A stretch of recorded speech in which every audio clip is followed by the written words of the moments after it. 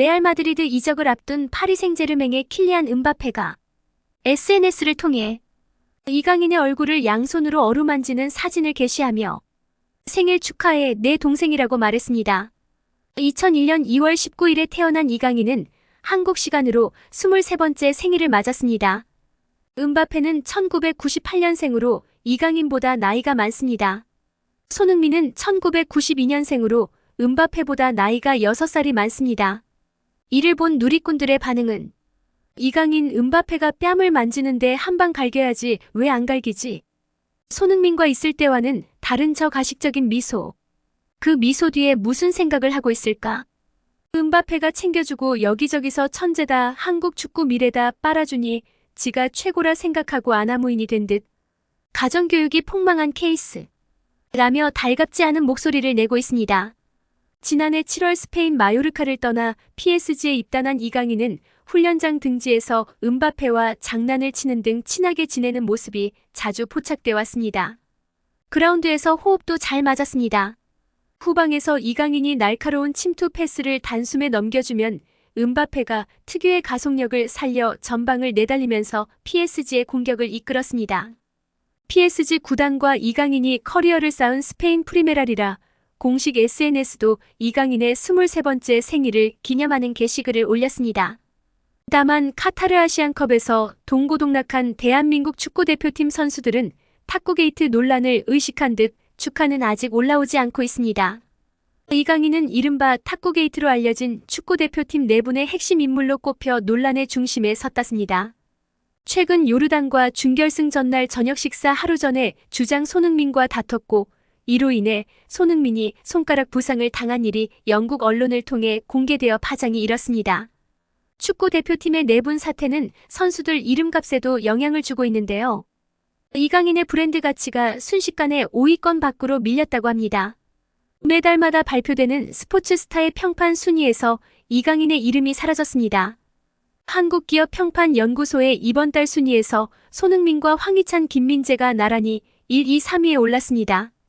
2달 전 3위 지난달 2위까지 올라갔던 이강인은 52위 밖으로 떨어졌습니다. 이 연구소는 달마다 7천만 건 이상의 빅데이터를 근거로 순위를 발표해왔습니다. 1위 손흥민에 대한 데이터상의 긍정 비율이 80% 넘은 반면 이강인의 경우 부정 비율이 급격하게 높아진 것이 순위 하락에 작용한 걸로 보입니다. 이 같은 현상은 이미 시장에 반영되고 있습니다. 이강인을 광고 모델로 내세웠던 치킨 업체는 계약 연장을 하지 않기로 했습니다. 계약은 통신회사와 제빵업체가 이강인의 광고 포스터를 삭제한 가운데 여행사도 이강인과 거리두기에 나섰습니다. 올해 상반기 중 이강인의 소속팀 파리 생제르맹의 경기를 프랑스 현지에서 직접 관람하는 테마 여행 상품 출시 계획이 잠정 보류되었다고 합니다. 아시안컵 요르단전 전날 발생한 손흥민과 이강인 선수의 다툼을 프랑스 축구 매체에서도 주요 보도로 다뤘습니다.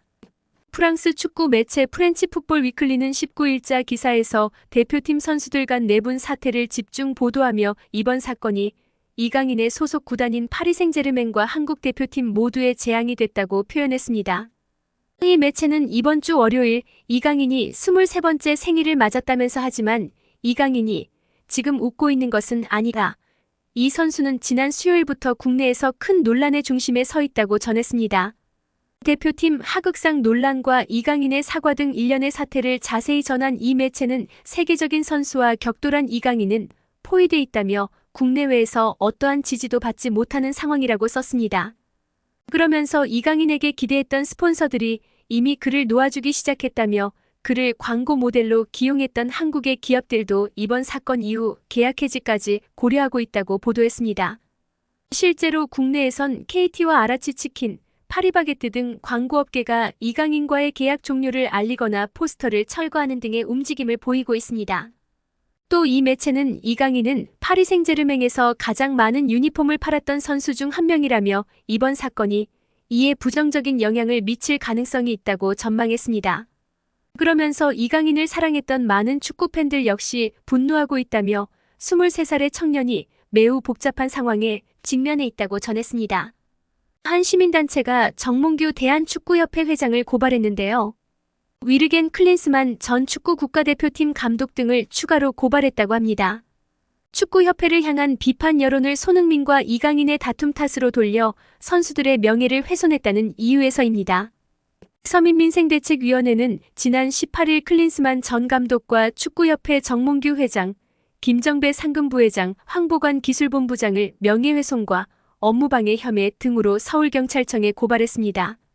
서민위는 축구협회가 손흥민과 이강인의 갈등을 곧바로 인정하는 등 정 회장과 축구협회를 향한 비판 여론을 선수에게 돌리려는 것 아니냐는 합리적 의심이 든다고 고발 취지를 밝혔습니다. 축구협회는 영국 매체 더선이 손흥민과 이강인의 몸싸움 소식을 보도하자 곧바로 인정한 바 있는데요. 또 클린스만 전 감독은 지난 15일 전력강화위원회 회의에서 선수단 내 불화로 경기력에 영향이 있었다며 아시안컵 준결승전 부진을 선수 탓으로 돌렸습니다. 서민위는 앞서 지난 13일에도 정 회장을 강요, 업무방해, 업무상 배임 등 혐의로 경찰에 고발했습니다. 클린스만 감독을 일방적으로 임명해 협회 관계자에게 강요에 의한 업무방해를 했다는 혐의입니다.